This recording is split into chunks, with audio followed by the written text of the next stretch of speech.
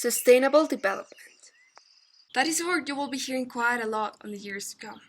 In fact, at the beginning of 2016, the 17 Sustainable Development Goals of the 2030 Agenda for Sustainable Development were officially implemented.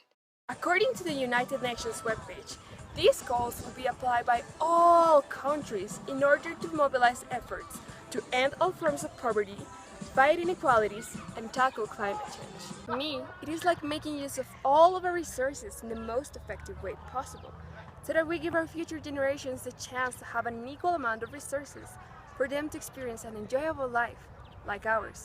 For instance, making use of wind to create wind energy.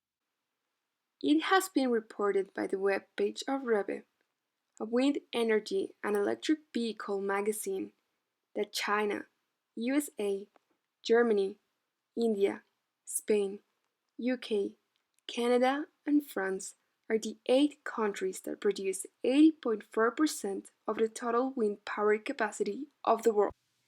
Or what about doing something focused on the increasing consumption of electronic devices?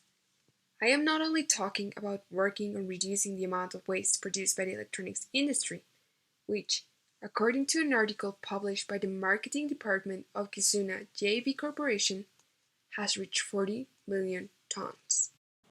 What if we were to start this sustainable development trend, in which we all started recycling, using our time effectively so that we can take advantage of the sunlight instead of turning on lights around our houses, or starting using just the smallest amount of water possible when washing our hands or brushing our teeth?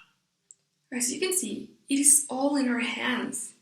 We can choose between being takers who keep believing that the world is ours and so we can continue consuming all of our supplies, or being leavers and change our perspective on the world which we belong to and therefore must protect. I am Catherine Villuelas Pérez from Mexico, and I choose to be a leaver. And I invite you to be part of this movement for a better world and a sustainable future.